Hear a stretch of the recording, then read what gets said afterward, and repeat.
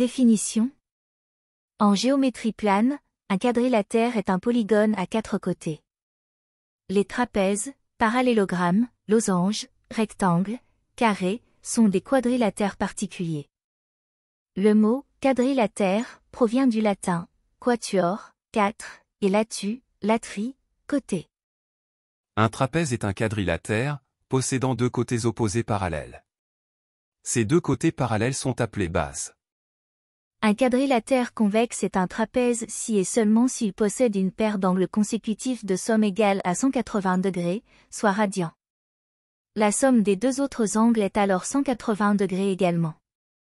Par exemple dans la figure ci-dessus, les deux paires d'angles ont pour sommet A, D et B, C.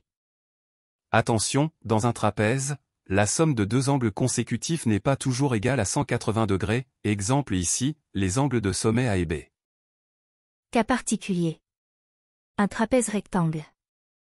Un trapèze est qualifié de trapèze rectangle, s'il possède au moins un angle droit, il en possède alors au moins deux, consécutifs. Un trapèze isocèle. Un trapèze est qualifié des isocèles lorsqu'il vérifie l'une des propriétés équivalentes suivantes. Deux angles adjacents à une même base sont égaux. Les deux bases du trapèze ont la même médiatrice, et celle-ci est un axe de symétrie du trapèze. L'aire d'un trapèze. En fonction des bases et de la hauteur. L'aire du trapèze vaut le produit de sa hauteur h par la demi-somme, de ses bases B1 et B2, c'est-à-dire. L'aire est égale, h fois entre parenthèses B1 plus B2, sur 2. Un parallélogramme. Un parallélogramme est un quadrilatère dont les côtés opposés sont parallèles. Propriété. Tout parallélogramme a un centre de symétrie, le point d'intersection de ses diagonales. Dans tout parallélogramme ABCD, on a l'identité du parallélogramme, AC au carré plus BD au carré égale à 2 fois entre parenthèses AB au carré plus BC au carré. Les angles d'un parallélogramme qui se suivent sont supplémentaires. Les angles opposés sont égaux. L'aire d'un parallélogramme. Soit, B la longueur d'un côté du parallélogramme et H la longueur de la hauteur associée. L'aire A du parallélogramme vaut B fois H. Construction. Voici comment construire au compas le sommet D d'un parallélogramme ABCD, dont on connaît les sommets A, B et C. Avec une ouverture BA, pointe sèche en C, on trace un arc de cercle. Avec une ouverture BC, pointe sèche en A, on trace un deuxième arc de cercle. D est le point d'intersection des deux arcs. Propriété 1. Dans un parallélogramme, les côtés opposés sont parallèles, et ont la même longueur. Propriété 2. Dans un parallélogramme, les diagonales ont le même milieu. Le milieu des diagonales est le centre de symétrie du parallélogramme. Propriété 3. Dans un parallélogramme, les angles opposés ont la même mesure.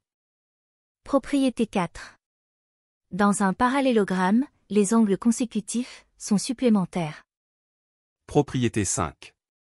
Si un quadrilatère a ses côtés opposés parallèles, alors ce quadrilatère est un parallélogramme. Propriété 6. Si un quadrilatère a ses diagonales qui ont le même milieu, alors ce quadrilatère est un parallélogramme. Comment montrer qu'un quadrilatère est un parallélogramme? Méthode. Pour montrer qu'un quadrilatère est un parallélogramme, on utilise, selon les données du problème, l'une des propriétés suivantes. Les côtés opposés sont parallèles. Les côtés opposés ont la même longueur. Deux côtés opposés sont parallèles et ont la même longueur. Encore une autre fois. Pour prouver qu'un quadrilatère est un parallélogramme, il faut qu'il remplisse au moins une des conditions suivantes. Côtés opposés parallèles.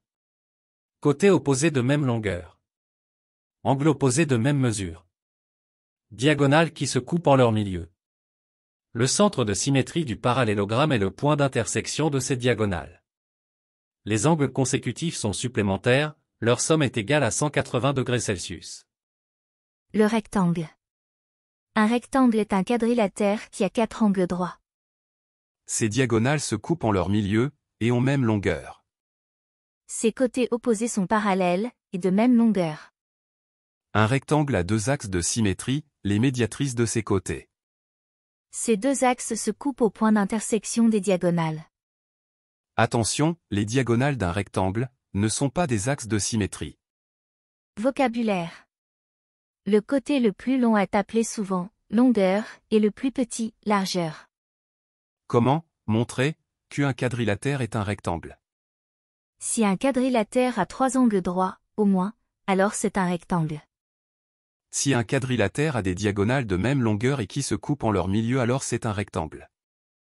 Comment montrer qu'un parallélogramme est un rectangle? Si un parallélogramme a un angle droit, alors c'est un rectangle.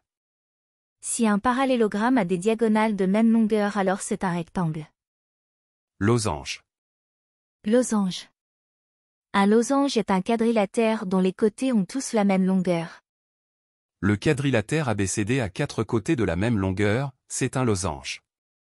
Le losange est un parallélogramme. Propriétés issues du parallélogramme. Voici l'ensemble des propriétés du losange issu du parallélogramme, puisque c'est un cas particulier de parallélogramme. Ses côtés opposés sont parallèles. Ses côtés opposés sont de même longueur. Ses diagonales se coupent en leur milieu. Le point d'intersection des diagonales est centre de symétrie. Voici quelques autres propriétés d'un losange. Ces diagonales sont perpendiculaires. Les diagonales d'un losange sont les bissectrices de ses angles. Les angles opposés d'un losange ont la même mesure 2 à 2.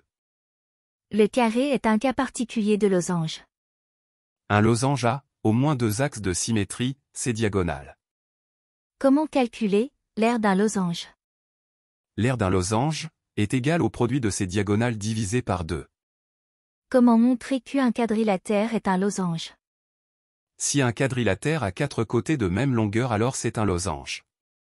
Si un quadrilatère a des diagonales qui se coupent perpendiculairement et en leur milieu, alors c'est un losange. Comment montrer qu'un parallélogramme est un losange?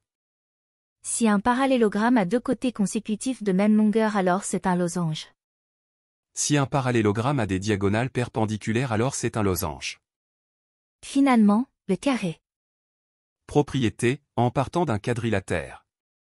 Si un quadrilatère a 3 angles droits, au moins, et 2 côtés consécutifs de même longueur, alors c'est un carré. Si un quadrilatère a 3 angles droits, au moins, et des diagonales perpendiculaires, alors c'est un carré. Si un quadrilatère a des diagonales de même longueur et qui se coupent en leur milieu et 2 côtés consécutifs de même longueur, alors c'est un carré. Si un quadrilatère a des diagonales de même longueur et qui se coupent en leur milieu et perpendiculaires, alors c'est un carré. Si un quadrilatère est à la fois un rectangle et un losange, alors c'est un carré.